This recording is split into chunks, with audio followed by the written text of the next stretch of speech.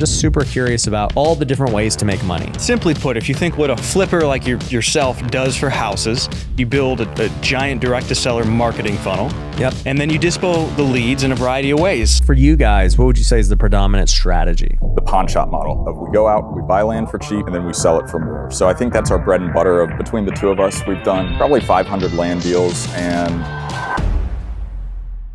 what's up, everybody? Mason McDonald and Dan Haberkost here with another episode of the Big Picture Blueprint. But today's episode is a little bit different. This is actually a re-release of an episode that Dan and I were interviewed on Ryan Pineda's Wealthy Way podcast. So if you're listening to this on Spotify, feel free to head over to YouTube so you can see the production quality in the studio.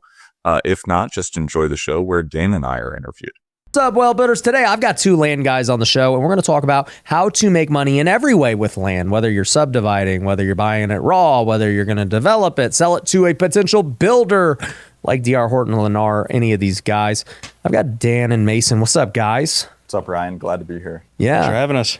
So I just got done on your podcast. We'll link to it down below. I think it was a great show, but I learned a lot about what you guys got going on with land. And so I'm just super curious about all the different ways to make money.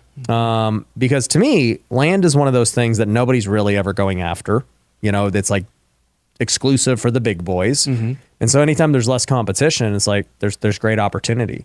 So what does your guys' business look like right now? Well, simply put, if you think what a flipper like yourself does for houses, you build a giant direct-to-seller marketing funnel. Yep. And then you dispo the leads in a variety of ways. It could be just a simple land flip, right? Could be an assignment. Could be you do small improvements. You could clear the lot, do a perk test, get it approved for a septic permit, and then flip it.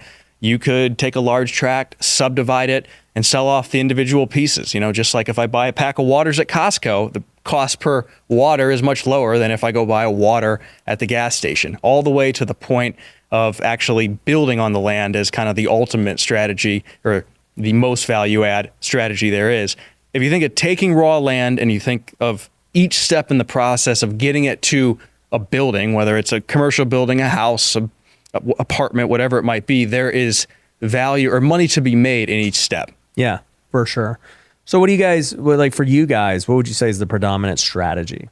I think where both of us got started kind of within the land flipping or land investing space was the pawn shop model of we go out, we buy land for cheap, and then we sell it for more. So I think that's our bread and butter of between the two of us. We've done probably 500 land deals, and it's great. The margins are great, and whether it's buy a lot for $10,000, sell it for $25,000, or buy a lot for $100,000, sell it for $250,000, that's kind of our bread and butter. And since then, we've both started expanding into, and Dan actually got started in the reverse way of doing new construction and building homes and selling them or keeping them as rentals. And now I'm doing minor developments where right now, next week, we're closing on 200 acres. We already have the plat map done, splitting it into 5 40-acre lots, and we're doubling our money just doing that right there. So it's a little bit where Dan said we've got all these different disposition strategies within our tool belt that we can use, but our active cash flow generating machine within the land investing space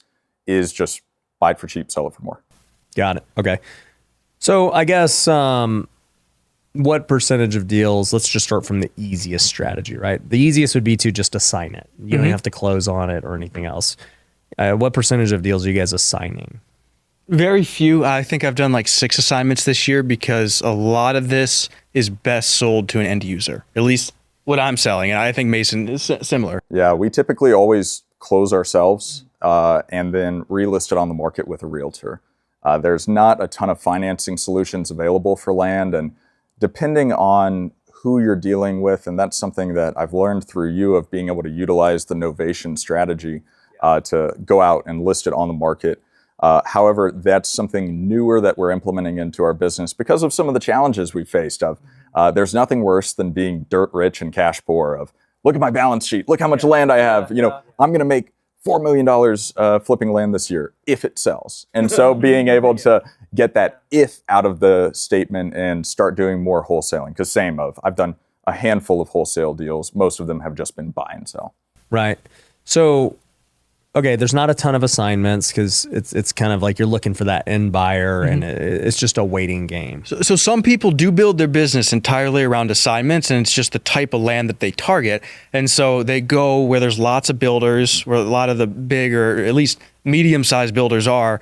They talk to them first, and then they go get the product they're looking for. I've heard of that. Whether it's infill lots or going and taking the raw land, and you can go talk to Lennar or D.R. Horton and put an agreement together where if you take that raw land and get it to the point of maybe just having the paper plat done and recorded, or maybe having it recorded and then doing all the horizontal work to create the subdivision and finish lots for them, that's a whole nother business model that just takes a lot of capital. Yeah, for sure. And time and just resource and energy. So, okay, assignments would be the easiest. The second easiest is simply just buying it, listing it, waiting for a buyer, right? Or to your point, you start using this novation strategy like we do with our, now our house flips, really. You can now get to the end buyer without having to get all the capital. For me, I don't know how many sellers are willing to do it, but that would be something that's like, man, you could overpay, or not overpay, but pay way more with no capital cost. Yeah, and I think some of the challenges we run into where not too many of these sellers are distressed.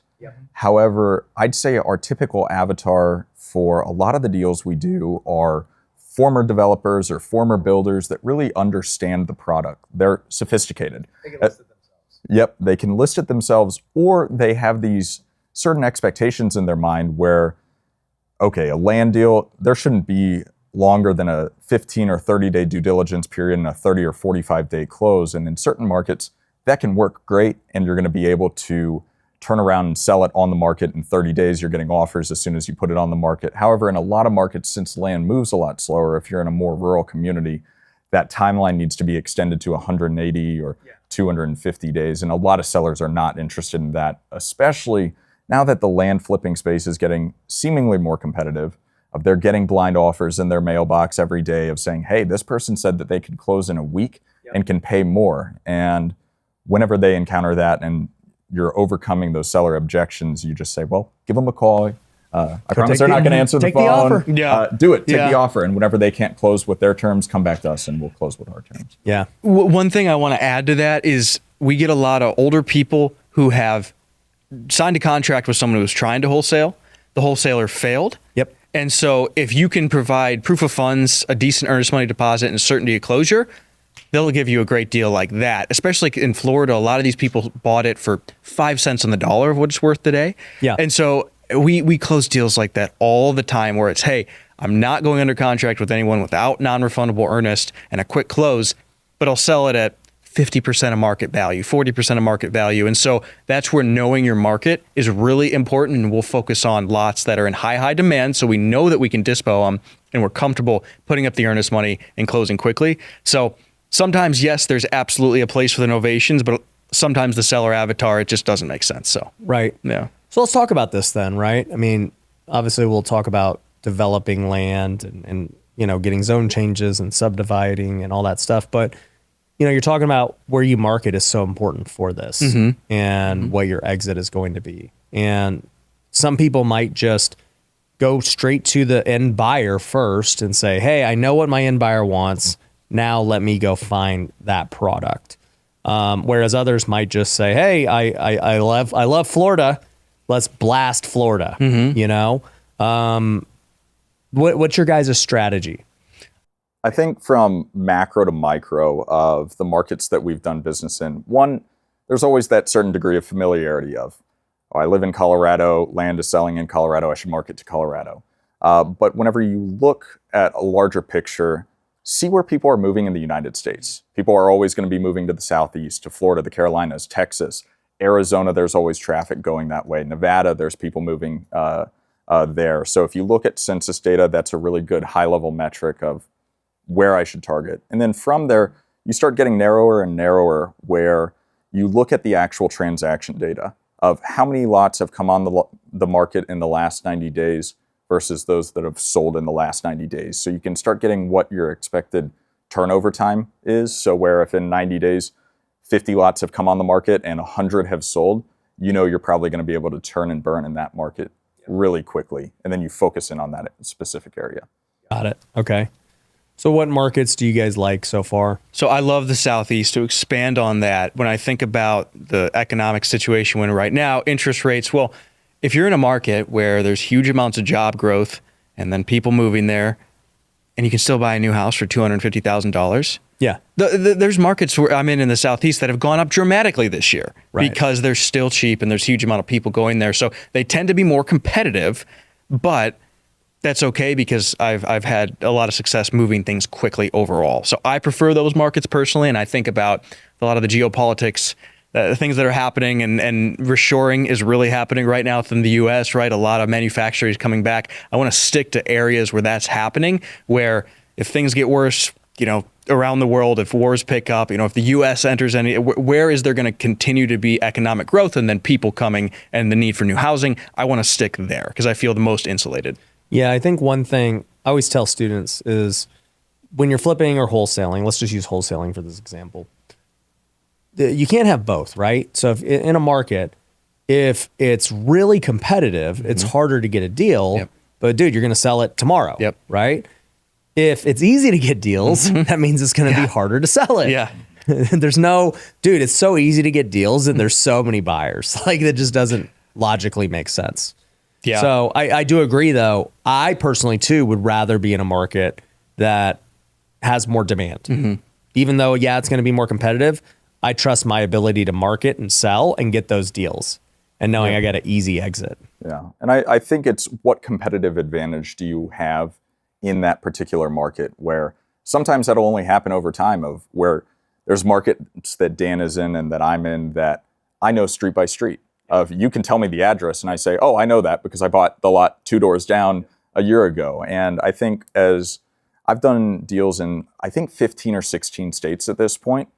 And now I'm kind of narrowing the scope to do a lot more deals in my backyard in Colorado, specifically closer to where I live in Colorado Springs, because I see the shifting demand. It's constantly rated one of the best places to live in the country. And as Colorado Springs and Denver continues to grow, there's going to be more demand in some of these rural communities on the outskirts of it. So, and speaking to the competitive advantage, I can say, hey, I'm going to go drive by your lot and go take a look at it. And I'll do that if I know I can make $400,000 or $500,000 in a 3-month period on it. It's worth my time to go spend an hour driving, taking my truck over raw land, off-roading, and having a fun time with it. Yeah, that makes sense. So let's talk about the other exit strategies then. So, I mean, you're picking a market, you got deals, you're not going to flip it as is. You're going to actually put some work into it. So what's like the first thing you look at?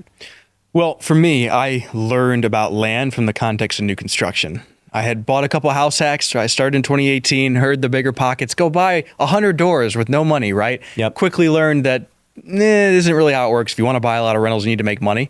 Yep. And so I started going to a real estate group in Colorado, met a guy who'd been doing land and development for his whole life, and would go down to Pueblo West every weekend and learn from this guy. And he was building houses all over the place. And so slowly started to learn, participate, help him any way I could.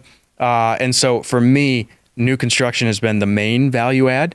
And this is where the difference between raw land and finished lots is really important to understand, because I'll talk to people who've done development projects and they say, oh, it took 2 years to get a permit. It takes 3 to 4 weeks to get a permit where I'm doing business. So it's a failed subdivision from the 70s. You know, like Havasu? Yep.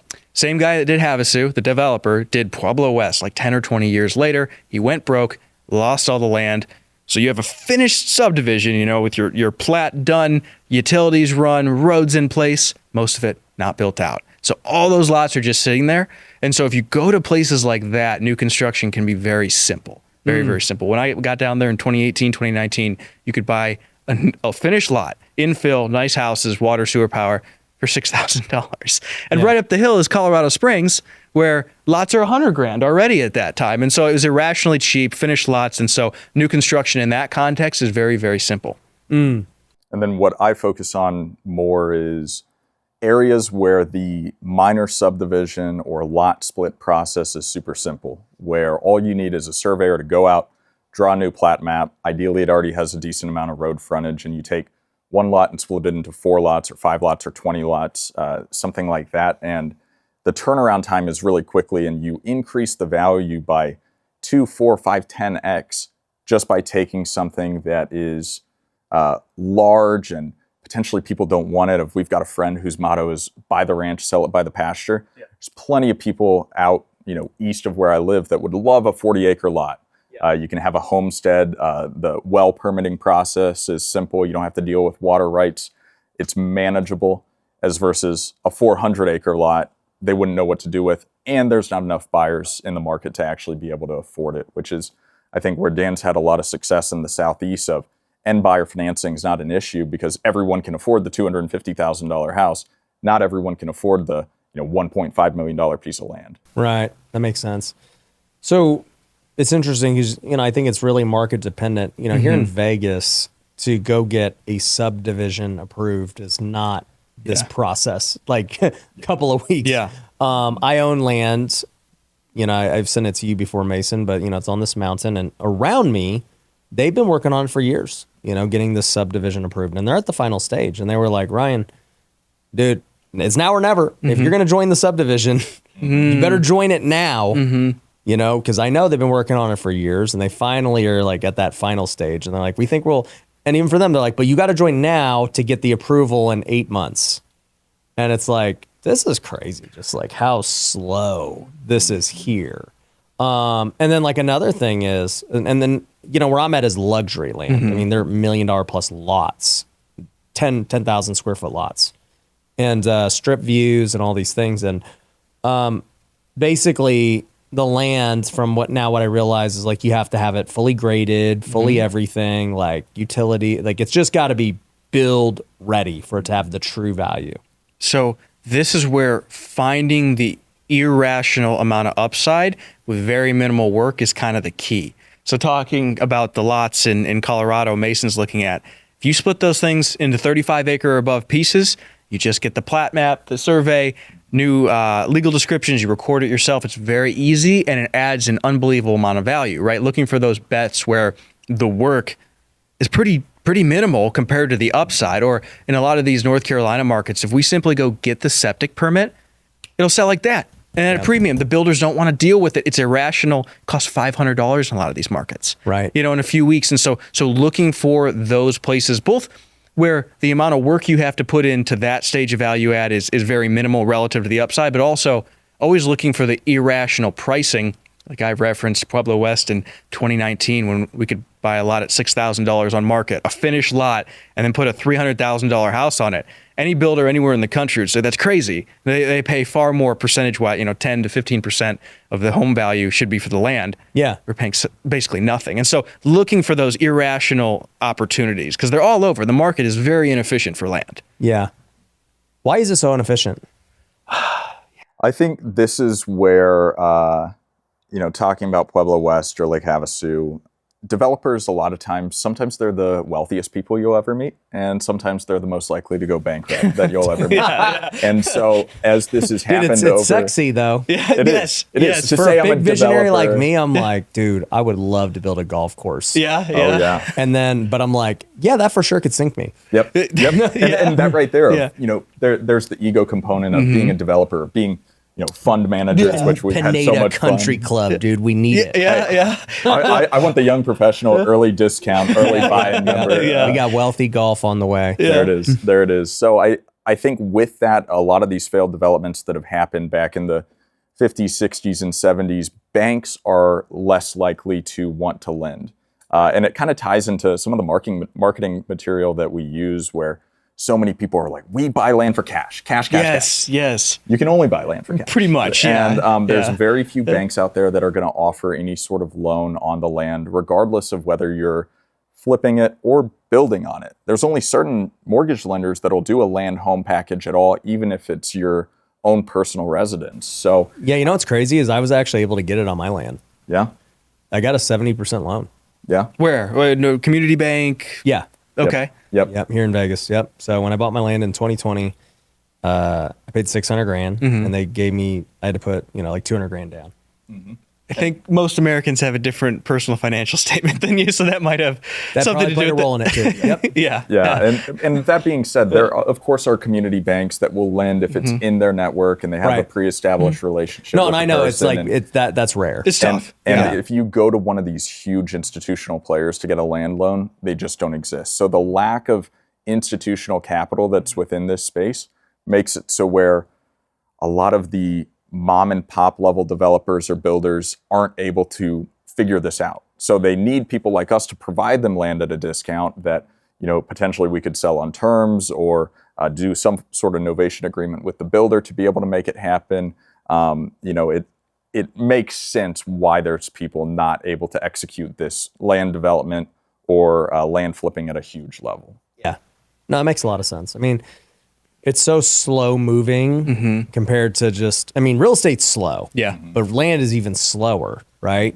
And so it's slower, so your cash conversion cycle's longer. There's lack of capital, so like it's harder to raise for, it's harder to secure.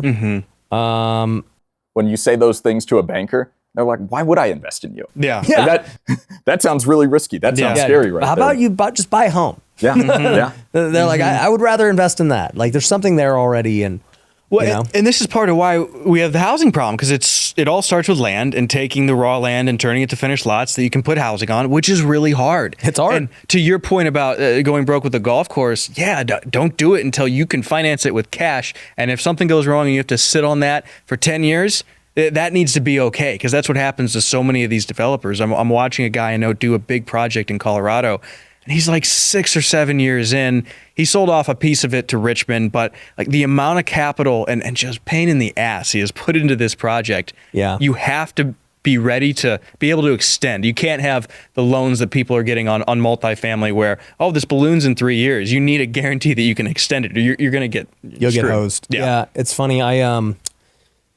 So being a golf guy, I've gotten the opportunity to stay at Discovery Land Company is like the biggest luxury golf course community builder probably in the world. So like, they have a community out here called the Summit, and the minimum piece of land out there I think is like 10 million for like a half acre. Wow. Yeah. The HOA is like, to join is like 500K. And so anyways, that's where like Mark Wahlberg and all these guys live. But they have it across the country or the world, actually. So they have like 30 communities. And so celebrities have all their houses. So like they have like 2 or 3 in Palm Springs alone. And that's where like the Kardashians and all these people are. Okay. So anyways, I've gotten to play on the courses and visit and other things. And I got friends who own in there. And I've been kind of studying their journey because they've been around for like 30 years. And they've almost, gone under multiple times, right? I mean, they're the best. But it has nothing to do if the macro around you is tough, or you're building in some city or some thing, and then they change. They get slow stuff, and it was just interesting to hear like what helped them get past all of this, and how many times they were on the brink of not making it. And long story short, now they're freaking killing it. But what's interesting is, there's still always like cash crunch and cash flow problems. Sure. Because they're in developments that are now like $1 billion developments. So I don't care how much money you've made. Like it's always going to be a problem. So they're constantly raising and everything else. And then what's cool too is they have other brands that or companies that have spawned from the people that have lived there. So like Casamigos, with George Clooney, he was in pretty sure he's Casamigos. He's an owner in there. And so they tell the story of him and this guy, the owner of Discovery. They're all just hanging out in Cabo at one of their things, and they just start having this fun with the tequila and everything. And they go and get some tequila made like inside of Mexico. And they're like, we should just call this Casamigos. And it was just a joke. And then they're like, but what if this was a real thing? We'd have George Clooney. He's got the brand, he can promote it. And then sure enough, start promoting it. And then they go sell this thing for $1 billion. That happened just because of the real estate. It's crazy. Well, and I think the challenging thing is where in being able to create a development where you can feel okay charging $10 million for a 10,000 acre or half acre lot, Crazy. you have to have created a legacy and created a brand that allows you to be able to do that. Where if Dan and I went and created some golf community where I'm like, a 12 handicap, I've got, a small podcast and everything like bombs. that. Yeah. Can hit bombs and then 4-putt it. But I haven't established a name of why would people want to buy a lot in my community. And it's taken this group 30, 40 years to be the able best. And that's why they've dealt with that cycle. And now people are interested in doing it. So They it's have a brand now. long-standing brand that you're able to not get yourself in such a hole that you're able to survive it. And I think that's one of the challenges why so many people will enter the land space and then exit, why so many developers are either super wealthy or broke or in jail or whatever it might be. So I think it's interesting within the world of social media and brand creation, how necessary that is for certain developments that are getting built. You know what I always thought so originally, and I still do want to do this, it's just not right now. But, I said this a year ago, like I wanted to build a golf course community, and I still do. My vision was always, especially if you're in a good market and there's demand, it's like, all right, well, you can kind of self-fund it because, if I acquire the land and I start pre-selling lots and everything else, I can start getting their capital to just keep, you just would have to keep selling in order for it to actually make sense. But it's harder to sell when times get hard. Yeah. So times have been hard the last year. And so, people aren't buying houses on golf courses as frequently as before. Yeah. And second homes especially. Yeah. Well, and I think something else too is there's so many external factors beyond just the macro economy that are at play, where a local government can come in and say, you know what, impact fees for every lot that you are bringing on the market are going to go from $5,000 to $50,000. And I mean, we dealt with that with a lot we bought in Texas of impact fees went from $0 to $13,000 overnight. Explain what impact fees are. There's all sorts of fees you're going to deal with whenever you're doing new construction.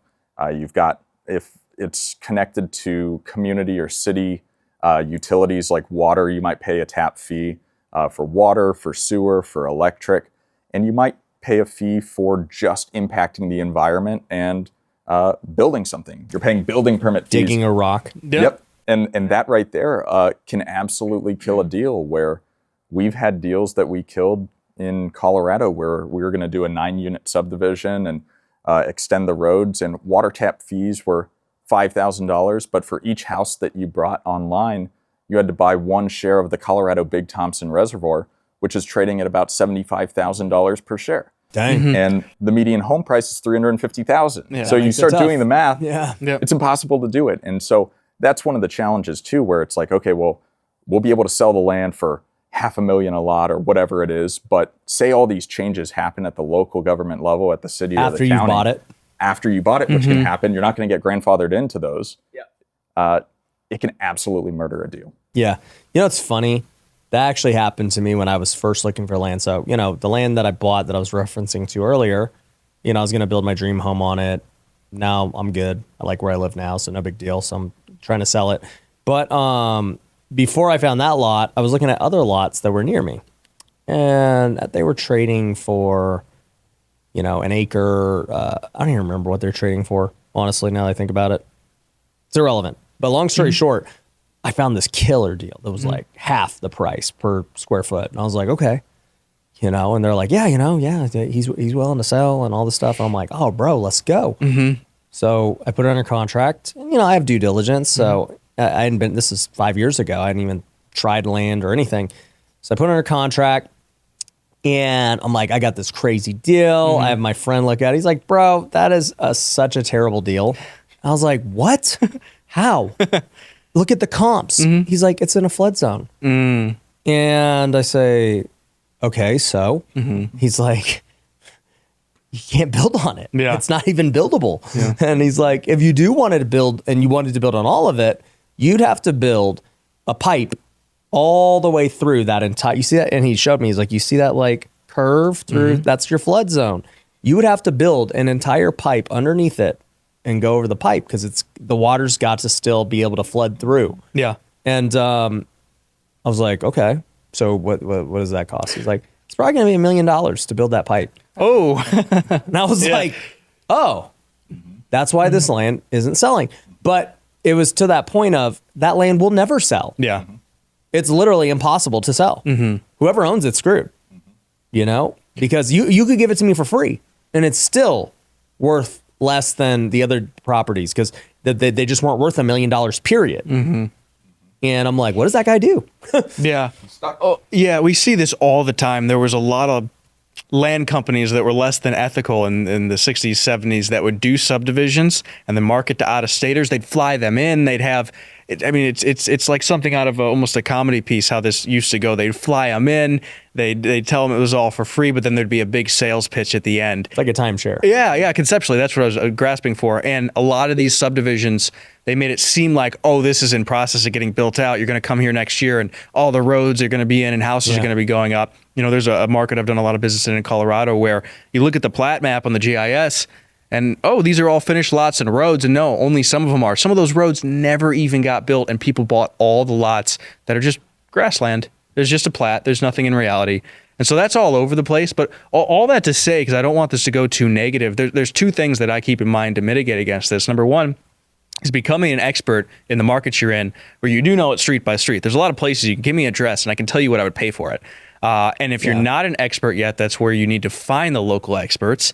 And then number two, this is where kind of we joked a bit about the ego that comes with saying, oh, I'm a developer, or doing things just because it kind of stokes your ego. And so I think it's important to, as you move into bigger deals, make sure, number one, you're capitalized correctly, but don't stop the small stuff that sells consistently, that's predictable, that keeps the cash coming in. Because I've seen people do this where they go and try and do some big subdivides or new construction and they get absolutely burned because they stop doing the little deals that have been working forever. Yeah. So would you say you guys have like a majority of like little easier deals and then you got a couple of big ones you're working on? Yeah. Yeah. Got it. Yep. That makes sense. So, obviously you got to know the market, the due diligence, all the actual fees associated with doing the deal. Is there anything else that people need to be aware of when they're looking at land? Because I mean, to me as a house flipper, I'm like, oh, let's look at the comps. Like that's it. But it's like, nah, it ain't that simple. Yeah, I mean, I think that's one of the best places to start is what your prediction is going to be any semblance of reality. And land has comps just like houses of, back to what I said of how much land is actually selling in the market. And there's plenty of markets that we've done business in that if you looked at the comps, you would be like, no, I wouldn't touch it. Yeah. No land has sold in 2 years there. But you also look and say, oh, no land has come on the market in 2 years there. And so that's finding that local expert and having them involved in the process. Like how you even know the comp. And what's so interesting about it is that local expert is the most important thing. The due diligence process can be pretty standard kind of across the board with certain market-specific contingencies that you have if you're dealing in, Florida with wetlands or whatever, where we had a deal we almost did together out in New York. Where, I forgot about this. Perfect example. It was, so we got this deal from Lead Kitchen, which is how Mason and I met. Yeah, and Michael called me and I was like, man, those are great terms. I've never heard of terms like this. Tell them the terms we got. So it was like I think a 29, 30 acre lot. Purchase price was $250K. It was $15,000 down and no payments for 15 years, a balloon for $225,000. No interest. My guy negotiated this. And he brought it to me. I'm like, dude, I need to hire you. What are you doing here? And similar to the lot that you bought that had the floodplain in it that would have cost $1 million to do anything with. This one, you could look on the map and there was a little bit of flood zone kind of in the corner and there was a little bit of federal wetlands in the corner as well. But you're like, you still got a lot of land. Exactly. And I looked through the subdivision regulations and was able to determine, okay, we could get about 8 lots from it. All of this is going to be wetlands, which will be fine. It's, a nice community that you've got a creek in the back and it's great. Yeah. I called the city commissioner of that town in New York, got him on the phone and I said, hey, this is what our plan is with this lot. Can we do it? You got the city commissioner on the phone? Yeah. Yep. How'd you do that? I just called him. It's Small town. Yeah. I mean, people that work with the city and county. Hey, nice to meet you. Yeah, and he would have been the one, that would have made the decision if we took it to, the planning board and everything. And he said, "Yep, that makes sense to me. Of, based on this, you could get this much on this road, and this many lots on the other road." And I was like, "Okay, dude, this is a grand slam deal. We're gonna kill it." Because you hear that you get 8 lots, and those lots, based on the comps in the neighborhood adjacent to that piece of land, we're selling at about $90,000 for a 1 acre lot. So conservatively, we estimated we would sell 8 lots at about $120,000, $130,000 each. $1 million off $200K purchase. Easy. I was already counting the money. Oh yeah, me too. I was like, man, this will be fun. We're gonna film. We're gonna talk about this deal. We're gonna cash in. And I call a local realtor that one of the better land realtors I've ever spoken to in my life actually has sold, I think, 200,000 acres in New York. And I talked to him and he's like, "Oh, someone 3 months ago, a wholesaler tried to approach me with this deal and wanted me to list it for them." And I told them no, because it's entirely covered in state wetlands. And in order to develop this lot, you're gonna have to pay in a wetland mitigation bank that is $80,000 per, impact, which is about $80,000 per acre out there.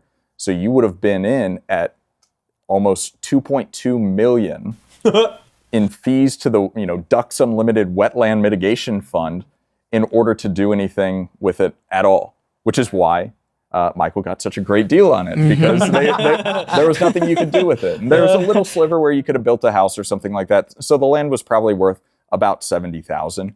But by talking to a local expert, we saved both of us a lot of money on unrealized gains that would have never happened. What about could you ever negotiate those things of going to that commissioner? Because you're talking to him, you're like, "Bro, first off, why didn't the commissioner even know?" That's number one. Mm-hmm. Number two, could you be like, "Bro, there's no way to ever sell this land. Can you guys waive fees?" You can attempt it. But I think going back to your question about why is this space so inefficient, I don't know, because the person in charge of these decisions didn't know, looking at it just right off the bat, that they weren't looking at the right layer on their GIS or something like that. And so you can always advocate for reduction in fees by doing some sort of grant. And there's tax abatements and all these things. Oh, and economically disadvantaged zones and stuff like that. And I think that whenever you're working with the city or the county on a development project, getting these people on your side is great. But one of the challenges with it is sometimes whenever you go for those reductions in fees or incentives that the government can offer, you're going to be beholden to whatever the government tells you you can do. So you might get deed restricted to only be able to provide low-income housing at 70% of what annual median income is for that particular house for the next 25 years or something like that, which makes it so where you're stuck with something in 2 decades where market rent is $4,000 a month and you're renting it for $900 a month or something like that. Got it. Okay. That makes sense. You know what I've learned too, and I learned this from the land game and just politics, anything that's political, right? It's you kind of just have to pay people. Mm-hmm. You just have to lobby and pay the right people. Mm-hmm. How much does that go into it?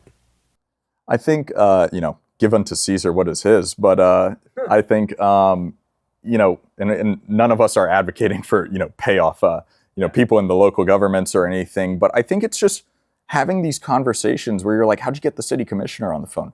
They answer the phone. It's just write your favorite author and they respond. People want to talk about what they do. A lot of people in politics, especially at the local level, are in it because they really care about their community. So talk to them and talk about what they want. Where I've got this workforce housing project that, we've been working on for 2 years now, have fired a few different contractors, and it's finally moving along. And the city inspector was at the house yesterday, or the commercial property yesterday, to just do a walkthrough. And there was definitely some work that got done at the house that probably shouldn't have gotten done. But my contractor is saying, "Oh, we're going to have all these units for affordable housing in the community. This is what we're doing." The owners want to put in a bus stop for the city because the bus stop's right in front of the house. And he's like, "Oh, I love what you're doing. The mayor supports you guys." And just having those conversations, figuring out what they want, and then executing on that vision, I think helps.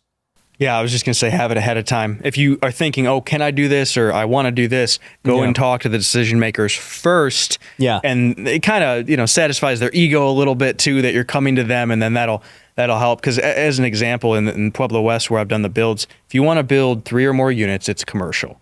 And they haven't said it overtly, but so there's a metro district that oversees the community along with the regional building department. And the metro district, they don't want multifamily. Again, they won't say it, but they will make it so economically impractical that almost nobody will do it. So that's why I'm bullish on buy and holds there and buying rentals there, because they make it almost impossible to bring on new supply if it's over 2 units. And so you need to know that ahead of time before you buy the multifamily lot, because people are buying multifamily lots. They don't know what they're getting into. Yeah. No, that makes sense.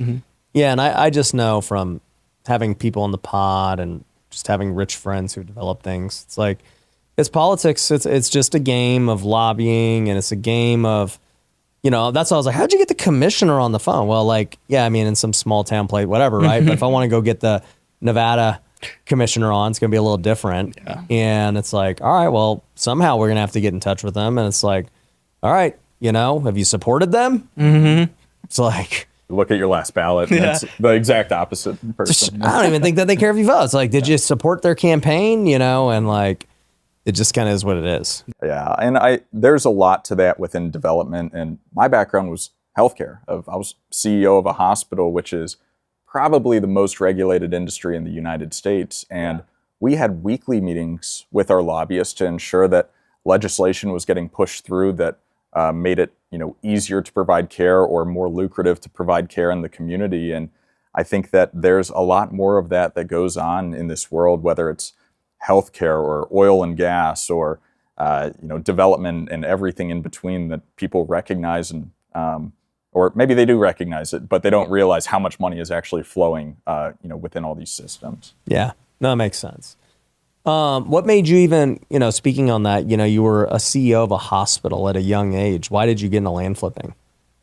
I kind of grew up in a family where it was a little bit of the rich dad, poor dad. Of parents are divorced, and I have my mom and stepdad that were very, economically stable, engineer, very much so, no debt or anything. And then I had the dad that was kind of the commercial real estate investor, and didn't see him work too much, so was always interested in real estate investing. And I read every book, I listened to every podcast, and Bigger Pockets, and couch flipping never panned out for me, so I had to figure out something else, and worked my way up in the corporate world. Yeah, by the way, it takes a lot of skill. Like, I mean, managing being the CEO of a hospital is not.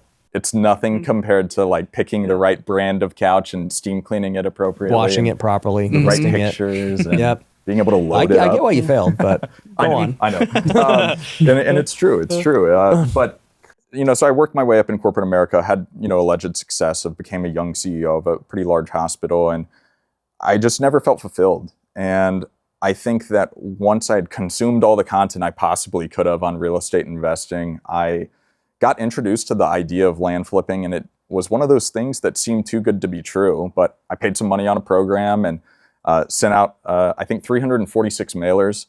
Got a deal where I bought 3 lots for $40,000, all in at $43,000. I sold them for $185,000, and was like, well, I mean, I made $115,000 on about an hour and a half of work. This is more lucrative than being a CEO working 100 hours a week and having high blood pressure and stressed all the time. So, that first deal kind of propelled me into being able to take it and do it full time.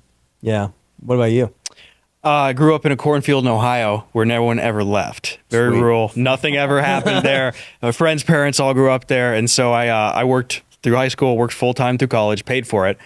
And I was finishing school, and it's like, well, if I can do 40 to 45 hours a week of work plus full-time school, I can certainly start a business, so I don't have to stay here, so I'm not stuck. Because everyone was stuck. My parents couldn't see their siblings, their parents, because they didn't have money, and they were just working, so they were stuck. So I saw money as a means of freedom, really. Right. So I started reading books, and like everyone else, it was Rich Dad, Poor Dad. So read that, went and bought a duplex as a house hack, because I found Bigger Pockets right around then. Moved to Colorado, bought another house hack, and then that was around the time I realized, I need to figure out how to really make money if I want to buy a bunch of rentals. That's when I met the guy at the real estate group. He started teaching me about land development, and then slowly that's where Front Range Land came from, my active day-to-day business. So been doing that along with buying more and more rentals since 2018. So, yep. How many rentals have you bought since then? Up to 26 with the one that's finishing this week. Got a new construction duplex just finishing up. Nice. Yep. So just all the active income profits from land flipping. Yes, and you know what? To your point, both on when we interviewed you and now, in hindsight, I do wish I was quicker to reinvest and scale the land business. That would have made you more money. Yeah, it would have made me more money. A few of the rentals have been really nice, especially the ones I bought in 2018. Have created a nice base. But yeah, I think prioritizing just getting better at building a business, hiring good people, and putting money into making that engine turn would have been a better decision than a lot of those rental properties. Yeah.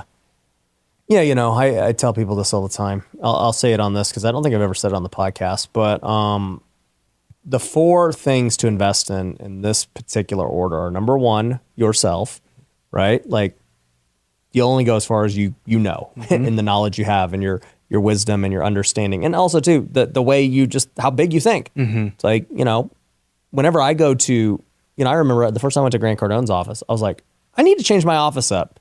Like, I now see what we need. And so like that workshop space out there was because I saw his. And so I started to think bigger. You know, and I have a lot of people who tell me that after they come on the podcast, like, bro, I need like a set like this. That's like thinking bigger. So I try to always invest in myself first and not try, I do. Okay. That's the best investment, number 1. Once you figure that out, the next best investment's your business. Hey, let's start funding the business. And this is strictly for entrepreneurs. If you're W-2 and you don't want to run a business, I get it. You can just jump straight to buying rentals and stocks and whatever, right? But if you're an entrepreneur, the next best investment is not a stock. It's not someone else's deal. It's not any of those. It's your business. And that means investing in infrastructure, softwares, marketing. You'll make more money just getting more leads. I mean, that's what it's going to come down to. So invest in your business. Once you've done that, the third thing is now you got to invest in people. Your business is only going to grow with people. If you got a business that constantly gets deals and you're bringing up land and all this stuff, all right, we need people now. We need to get more salespeople. We need to get capital raisers. We got to hire more people that can help scale this business. And then the fourth and final thing, which is what people jump into and kind of what you refer to, is now, okay, let's invest in now like the passive things that I don't really have much influence over. Once I buy the duplex, it is what it is. Once I buy the stock, the Bitcoin, it is what it is. There's nothing I can really do to it. Whereas my business, I have major influence over what I can do to it and how I invest the dollars and what we do with it. But that's the 4-step process. Whereas most people, you know, they don't even invest in it themselves. Yeah. They're just like, yo, I'll put it in stocks. I'll put it in a rental. Like, I don't trust me. Yeah. One thing I wanted to say this earlier. What I like about this, and I wish I understood this sooner, is if you learn how, number 1, in the investing in yourself, better your skill set, but especially learn how to hire people. That's one of the biggest points of leverage right off the bat that is applicable to any business. If the government changes, if the economy changes, and you can't do what you're doing now and you have to go start something else, well, if you know how to put systems in place and hire good people, you can go start another business. And so that's really powerful. Yeah. So, yeah, everyone needs to just follow that path. But what's interesting is, I mean, actually, I was just thinking about this while we were all talking. I was just talking about like the pay to play thing of with these lobbyists and these politicians and everything else. And it's true. I mean, it's not just land development. It's everything in life. Like, dude, if you want to get in a room, you got to pay for it. Yeah. Whether you're doing a mastermind, an event, or anything else. And it's like, you know, the reason, you know how many land guys and things are like, dude, can we be on the podcast and everything else? Like, is almost always no. The reason we're even here today is because, you know, Mason was a client of Lead Kitchen. And it's like, dude, he's been a great advocate and had success and everything else. And so, you know, it's like, bro, okay, this guy's like investing into what I'm doing. Cool. Bring him in. Sure. Right? And that's just, people don't understand. That's just how the world works. And it's not even...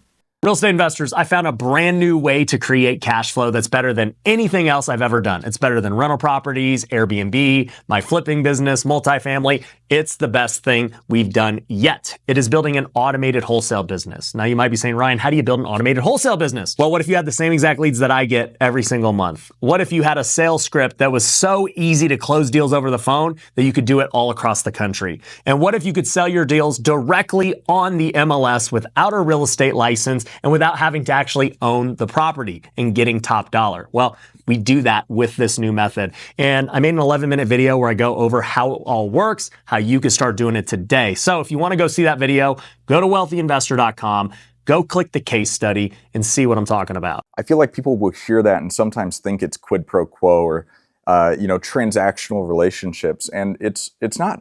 You're bringing value into each other's lives in different ways where we're both making each other more money by doing it, and being able to have conversations with new, interesting people with different talents, temperaments, and convictions makes us think about business in a different way, which is fun and exciting. And you can get to play golf together, which is always fun. Some of the best conversations happen there. And I think in the idea of paying to get into the right rooms or anything like that, people might hesitate of like, no, I should do it on my own merit. And it's like, well, yeah, kind of, but it's also, don't be so self-certain in yourself that you think your way is the right way. Who are you, some broke guy that, decided that whatever path that you read about, is the right way to do it? And I met a developer that they were looking for, I think, $3 million of equity infusion into their deal.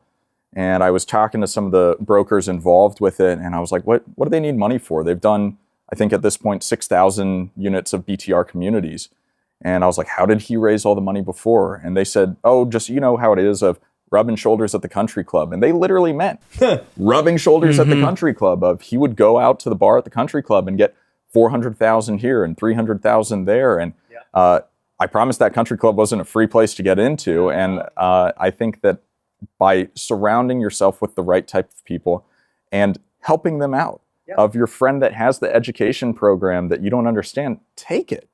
See what they're talking about and seek to understand people. And I think your relationships are going to start being a lot more fruitful. Yeah. The key is that you have to add value to other people. And I always tell this to people. There's only 3 ways to add value, okay?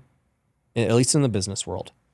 But way number 1 is the most simple way is you pay. Yep. So you just pay. That's business 101. You pay for a service.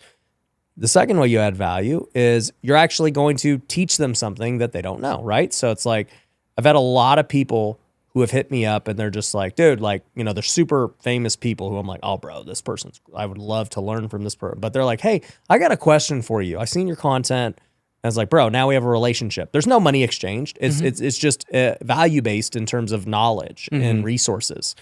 And then the third way is exposure. So you can help people have attention. And so that's the beauty of having a podcast, right? If you have a platform where people can get exposure and attention, it is valuable to them. It will come back to their business and everything else, right? And so, when I have a guy like Grant Cardone on, it's like, I didn't pay him to come on. He obviously didn't pay to come on. But he's going to get exposure. At the end of the day, he's going to have exposure and it's going to help him out. That's why he's willing to come on. I'm not really teaching him anything new, but the exposure's there. And so, I think people just need to realize that, because there will be people who, and I think it's all about their ego, but they're like, bro, let's just use the podcast example. Dude, I've done all these deals. Like, I've done so many more deals than some of the people you've had on. I'm like, okay, so what do you bring to the table? Like, you've never been in any of our stuff. You've never come to an event. You have no following. You're not going to bring any new eyeball. Nobody knows you. But you owe them for whatever reason. Yes. It's entitlement. It's ego. You ain't paying anything to come on. Like, so what do I owe you for again? It's just like people, but that's how people think. And so I want people to understand, like, it's a value game. And there must be value exchange both ways. It's like, well, yeah, you became a customer at Lee Kitchen. Great, you paid. We now have to deliver and make sure that you get leads and that you like it and that you have value. It's not just you pay and then it's done. And then it becomes, oh, cool. Like, we like working together. This is great. Let's do other stuff together. Let's do a podcast. Let's go golf. Let's go do that. But it starts with somebody taking that first step towards doing something of value. Because somebody has to take the first step. Yeah, and I think that whenever you get to your level, or even where Dan and I are at, what we can all agree on is time is our most important resource. I've got a wife at home, and you've got a wife and kids at home. And Yep. Dan will one day, maybe get a wife Dan will or grow something up. like that. Yeah, he'll grow up one day. And I like spending my time playing golf and spending time with my family and doing all these fun things. And business is fun for me. Yeah. But I get hit up pretty often on LinkedIn and Facebook and Instagram of, hey man, I'm interested in this. Can I get coffee? Can we get a coffee? Can we get a coffee? And Pick it's your like, brain. Can I pick your brain? All this Ugh. stuff. And it's like, well, it reaches a point of, you can if you pay me and make it worth my time to actually have this conversation in some capacity, or take a look of, I've got, dozens and dozens of podcasts I've been on, and we've got, 70, 80 Here's shows some now. resources. It's like, take a look and figure out what you can learn on Google before something else, and then maybe see how you can add value to my organization. We're very transparent of, hey, this is what we're looking for. This is what we need we need more deals, or we need to raise more accredited investor capital, or whatever it might be. And, add value in some capacity. Well, and there's even simple ways. Like, I've had people who are like, Ryan, dude, I bought your book, The book, I don't make nothing on the book, okay? Like, dude, I bought your book, and it really impacted my life. Like, would you come on the podcast? Like, I want to talk about it. I'll be like, yeah, dude. You've at least shown some way of that. Like, you took the time to buy the book, read it, actually have some feedback about it. Like, that's valuable. And it shows intent, whereas people who just kind of come with a handout who don't do anything, it's like, bro, you got to check yourself. Nobody owes you nothing. Yeah, I had a girl at my real estate group back in Colorado who she volunteered to manage rentals for me at a really reasonable rate. And you better believe I've connected her and helped her with everything I can. Introduced her to my builder, gave her all my SOPs. So little things like that. You don't necessarily have to have money if you have some skill set that would benefit the person you're trying to talk to. So Yeah, you got me thinking about the country club too. I just bought a house in the country club, and currently renovating it. But you know who I bought it from? A member in the country club. yeah. Who I golf with. And it was literally the cheapest sale in the country club in 2 years. And, I saw him list it, and I was like, huh. Well, I didn't even know he listed it. Like, I just saw it listed. I was like, all right, that's already pretty cheap. Like, I haven't seen one that cheap in a while. And I was like, I'm gonna go make an offer. Why not? I'm not even looking to move. I'm gonna go make an offer. And before I make an offer, I actually look up the tax. I'm like, actually, let me just go see who owns this. I'm like, oh, it's my friend. Yeah. And so I hit him up, and him and I have golfed, a few times before and all this, and we've talked business and other things. And I was like, bro, what you doing selling this house? And he's like, oh, it's this rental I've had. He lives in there, and it's a multi-million-dollar rental. And so I'm like, so I was about to lowball you. You know exactly how I roll. And, you can't do innovation. It's already listed. And so I'm like, bro, what's the plan? And so we just get to talking, and he's like, yeah, I can't take that low right now. But, if it doesn't sell in a couple of months here, like, I'm definitely open. And then he hits me up like a month later. And by the way, this is also a good lesson with follow-up for everyone listening. If a seller tells you, hey, hit me up, a week from now, cut it in half. Yeah. Yes. That's one of our SOPs. That's There you excellent. go. Yep. That's my SOP too. Yep. It's always cut it in half. Yep. Hey, can you hit me up next month? Yeah, I'll hit you up in 2 weeks. Can you hit me up in 2 months? Yeah, I'll hit you up next month. Cut it in half. Or even more. Yeah. But nonetheless, so he hits me up in a month, and he's like, all right, bro, like, where do you really need to be? And so we go back and forth for like literally 3 texts, and then we had a deal. And essentially, even for him, he's like, dude, I want to get out of it. I'm not super concerned. I mean, dude's worth a lot. And he was like, honestly, I just want to start doing a transaction with you and see, where our business relationship goes. Yeah. And I think whenever you're operating ethically, both in your personal life and your business, and adding value to the relationships you're creating, there's so many examples that I think Dan and I can both draw on of, we just bought this, it's a land deal, but kind of a quick flip deal out in Colorado, and it's a messy divorce situation. And, the ex-husband said the ex-wife didn't have the right to sell it. And I've been super respectful in all these conversations, helping him move all the stuff out of the house. And now the sister that owns the lot next to me wants to sell to me. Yeah.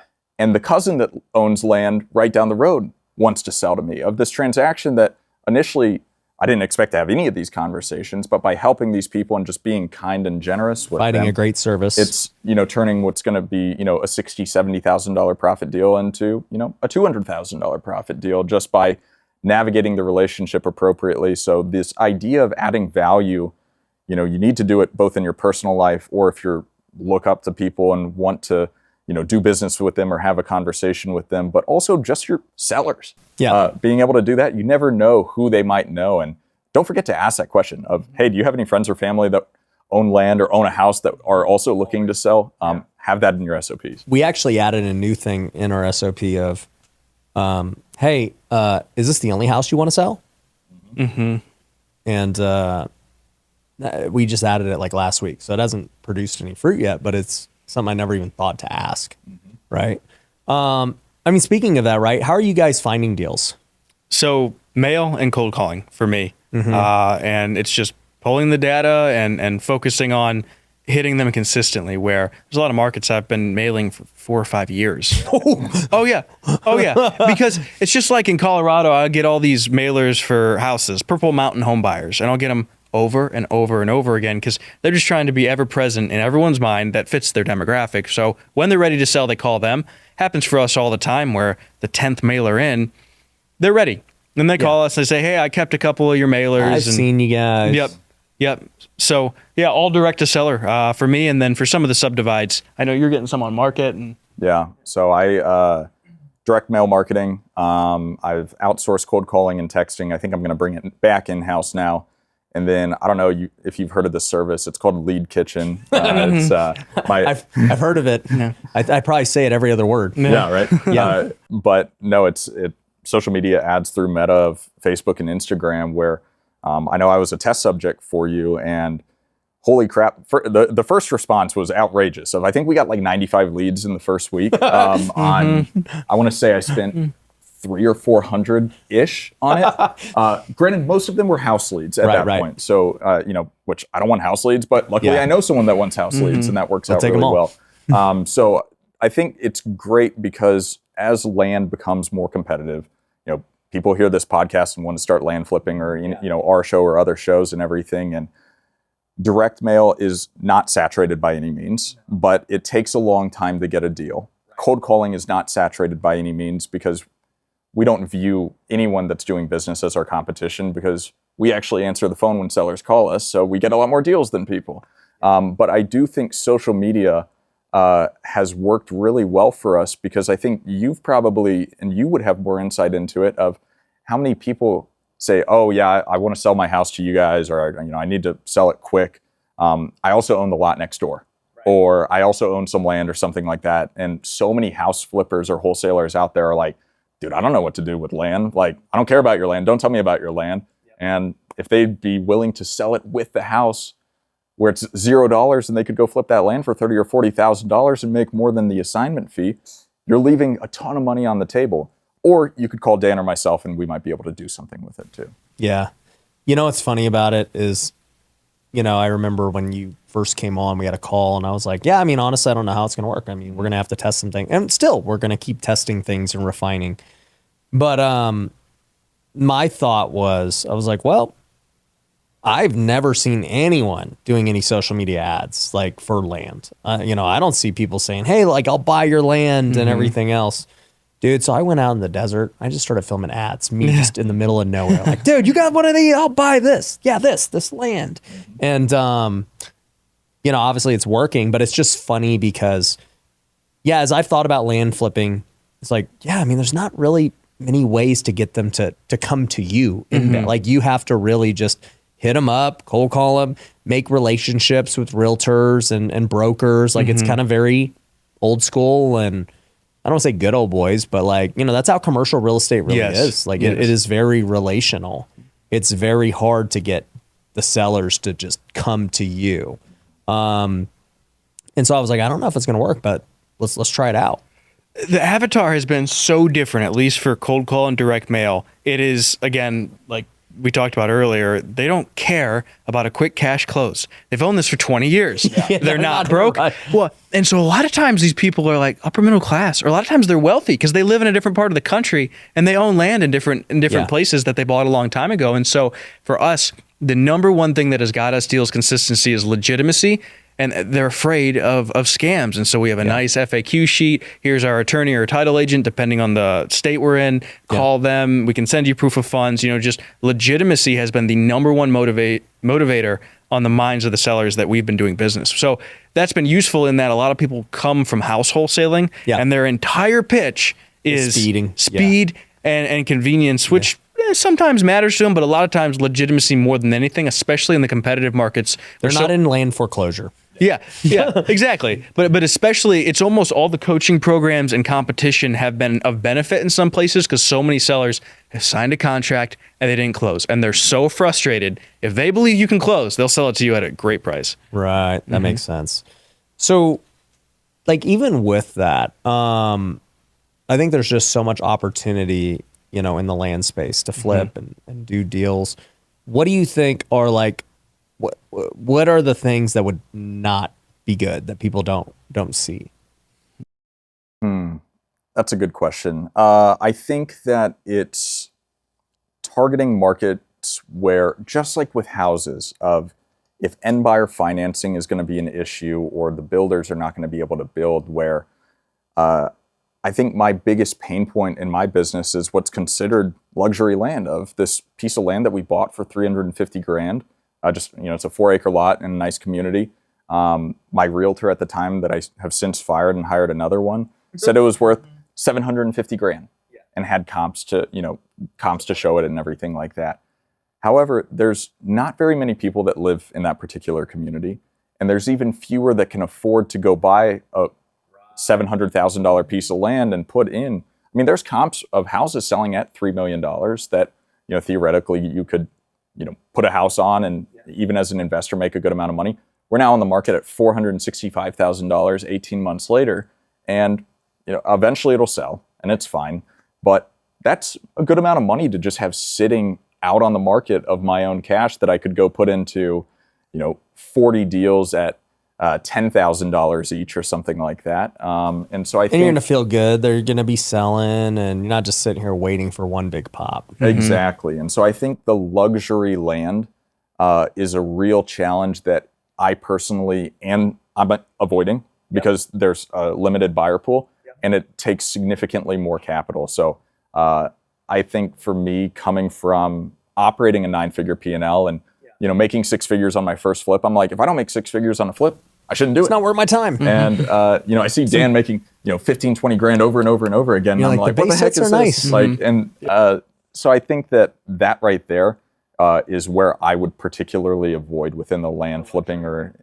One other kind of on the flip side of that is, don't be the person that goes and buys the paper lots where they don't exist in reality and sell them to unsuspecting buyers that think that it's a real lot that they can go build on. What do you mean is a paper lot? So if you're taking raw land and developing it, you have to get a physical or a paper plat approved, right? You go on your GIS and you can see all the roads and the lot dimensions, right? The plat. Yeah. It doesn't start like that. It was just raw land. And so that's part of the process. And then once that's done and approved, then you can go on and physically create roads and bring in utilities and all that. There's lots of subdivisions that were only taken to the paper plat or partially taken to the paper plat. It's recorded. So when you look on the county website, you see lines for lots and roads, but they don't exist in reality. It never happened. And so people will go, but like there's a huge, it's like Rattlesnake Acres outside of Albuquerque, where there's a huge scam where it's just desert land. There's no streets and utilities. They did the paper plat, so you go on the GIS, it's recorded and it looks like it's there. And there's nothing. And so it's not a satellite view, because ours is satellite view. Well, there's that too, but it's people still get scammed. People still buy this stuff. So if you look at the satellite view, you can see here's all the individual parcel boundaries and the APNs and everything, but there's nothing there. And I think a lot of people will start this business by, what's the lowest barrier to entry? Because you hear land flipping of, hey, buy a lot for 40,000, sell it for 185, or buy a lot for 5 and sell it for 10. Of a lot of people get started buying lots for $100 and trying to sell them for 2,000 or 3,000.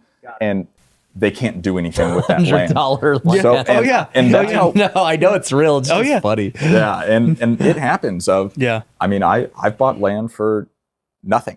Of the Pay the title taxes. insurance cost Yep. Yeah. more than the actual land itself, and they've been decent deals, but so many of those That's where, a headache. Yeah, it's Yeah. not worth all the headache to make a couple $1,000s. Yes. Well, and right. think about there's the there's a median like Yep. 15, 20 grand. Right? absolutely, and think about the lot that you almost bought. It Yeah. wouldn't surprise me if you know what's going to happen is a poor unsuspecting land flipper is going to see the comps and be like, "Oh, We're killing it. I'm going to kill it. I'm going to buy this lot for $150,000, sell it for $500,000, and I'm going to be set for life." And then they're going to buy that land. They're not going to do all the appropriate due diligence, and then they're going to get stuck with that land Yeah. for the rest of time. And yeah, so I think unusable land is Yeah. another place to stay away from. Unused, yeah, for sure. And there's a lot of it. Yeah. You know, there's a lot of it. But even with that scenario, so, you know, we obviously sent you that deal and, you know, we had locked it up under contract. I'm sure we're going to get more and we'll just send it to you because we don't even want to deal with it. Right. Mm-hmm. How much of your deal flow comes from people like me that are like actively doing deals and we're just like, we ain't trying to deal with this. You know, not as much as you would think. I do get them in my inbox from time to time, but sometimes, you know, It's just junk. it's just junk, or they've locked it up under contract. You know, it's worth $25,000. They've locked it up at $31,000 Yeah. because they don't know land. Yeah. But within our funding company, we get deals all the time submitted to us of they don't have the capital to actually close on it, and a lot of times it's quick because they've been trying to wholesale it.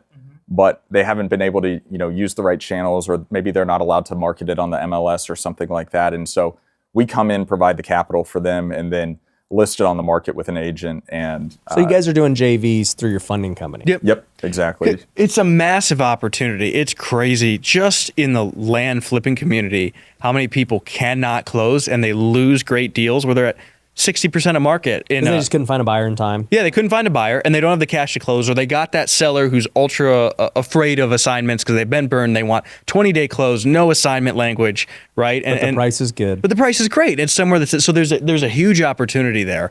So we're pursuing that And aggressively. I mean, yeah. we're closing on a deal in Florida for what, $7,000 or something like that. And $6,000. $6,000. We'll sell it for 20. high teens, low 20s. Yeah. And we get opportunities like that submitted to us where they can't close on $5,000, $10,000. You're like, that's an easy one. It's And crazy. Yeah. We get deals that are 10, 11 million submitted to us that are the long-term development plays and everything like Yeah. that. And you There's pencil only a them out couple of, of people hey, that can it'd do be it. a 3-year exit, and if everything goes right, you buy it for 11, you put in 3 million, you exit for 29, 30 million.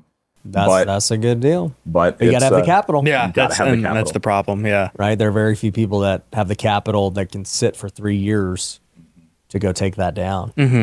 Yeah, and that is ultimately what we're setting out to solve, is to connect people with us, experience in this space and getting better and better, more experience, and then connecting with institutional capital like that. That is like our goal, because it's just a blue ocean. If you How can is do it that. with institutional capital on a deal like that? So the challenge in this space, I feel like, is it's really easy to raise money from, you know, the 3 Fs of friends, families, and fools that are interested in investing with you. And you can get, you know, capital anywhere from 5% annual to 20, 30% annualized, depending on, you know, the deal flow cycle. It's decently easy to get $25 million of the family offices, the private equity groups. They don't get out of bed and they're not willing to spend the legal costs unless it's worth their time. That being said, that 25, 30 million, they're okay getting 9% return over a 3-year period because they have 500 million they're looking to deploy, and they're looking at the different asset classes of, hey, we're going to have some that we're going to take a huge risk on and a huge bet and get 100, 200, 2,000% return.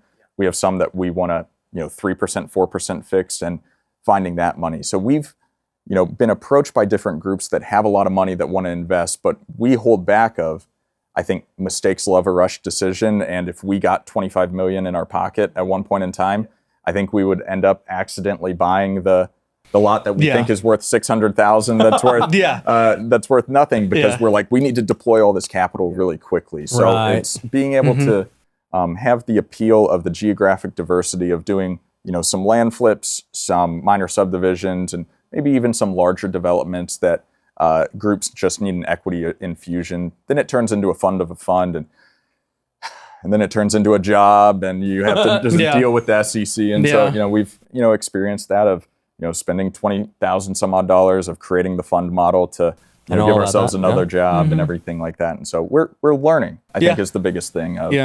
We did it, the debt arbitrage money, go raise money at X, deploy it at Y, fund these deals, and we take a percentage of it. But it's the family office market, I feel like, is where a lot of the opportunity to get that big capital infused in the space is, because they're a little more open to risk than Chase Bank or whatever. Right. Well, guys, man, that's a lot to take in with land. I know you guys got like just different resources for people who are interested. Where can they find some of those resources? Yeah, so our podcast, which you just were on, is the Big Picture Blueprint. And then Ground Up Partners, or GUP Land, is where, so gupland.com is where you can submit deals if you're looking. GUP Land, that's the financing company. Yep, and then Ground Up Fund, if you're an investor, an accredited investor looking to invest, go there, groundupfund.com. And then Mason or I are on all the socials.